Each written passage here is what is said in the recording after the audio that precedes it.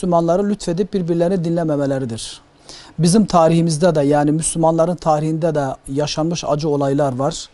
Ve bu acı olayların da, yani geçmişte mesela ehli hadisle mutezile arasında çıkan problemler gibi, bu acıların en büyük temel sebebi bunların oturup birbirlerini dinlememeleridir. Yani birbirlerini anlamaya çalışmamalarıdır. Bugün de öyle.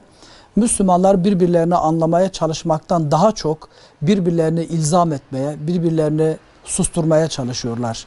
Aslında şöyle bir kafa kafaya verelim, birbirimizi anlamaya çalışalım, empati yapalım, kendimizi muhatabımızın yerine koyalım. Ben onun yerinde olsaydım nasıl düşünürdüm, hangi tercihte bulunurdum gibi böyle birbirimizi anlamaya yönelik çaba sarf edersek problemlerimizin önemli bir kısmını çözeriz. Şu anda en büyük eksiklik bu. Bu bir. İkincisi, şu anda zaman zaman bir kısım Müslümanlar şiddet kullanıyorlar. Ve ne yazık ki bu şiddeti kendi aralarında, yani Müslümanlara karşı da kullanıyorlar. Bu şiddetin bir defa bitirilmesi lazım. Yani kimsenin din adına başkalarına şiddet uygulamaya kesinlikle hakkı yoktur. En temel problemimiz bu. Bu şiddet dilini, şiddet yöntemini geriye attıktan sonra birbirimizi anlamaya çalışalım dediğimiz zaman göreceğiz ki aslında çok fazla bir problem yokmuş.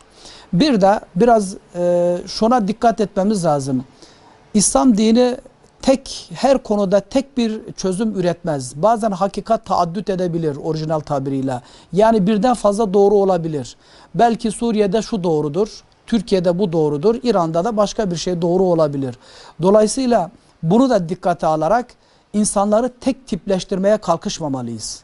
Yani herkesin zihni benimki gibi olsun, herkes benim gibi düşünsün, benim saygı gösterdiğim falan zata herkes saygı göstersin. Herkesin böyle bir zorunluluğu yok.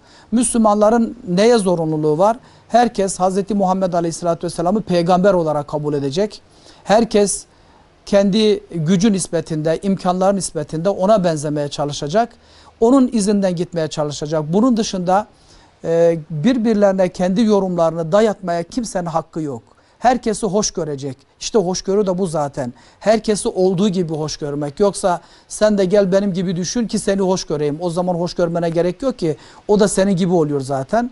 Bu şekilde biz hangi konularda asgari müştereklerimiz var, onlar üzerinde bir araya gelelim, gerisini boş ver dediğimiz zaman problem çözülecektir. Bir de ciddi bir şekilde bunun problem olduğunu anlamamız lazım. Maalesef bunu kabul edemiyoruz.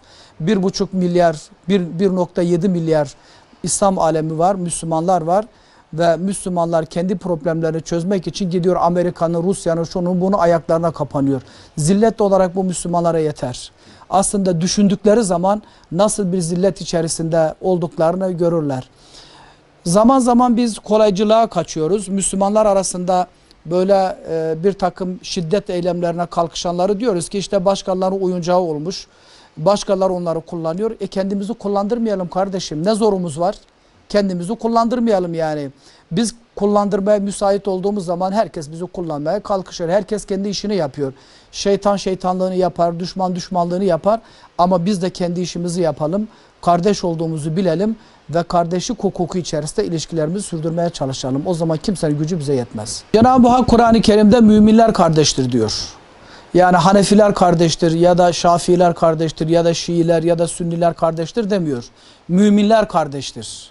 O halde biz kardeşlik hukukunu bütün müminlere karşı dikkate almalıyız. Yani hangi mezhepten olursa olsun kendisini mümin olarak tanımlayan herkese karşı kullanmak zorundayız.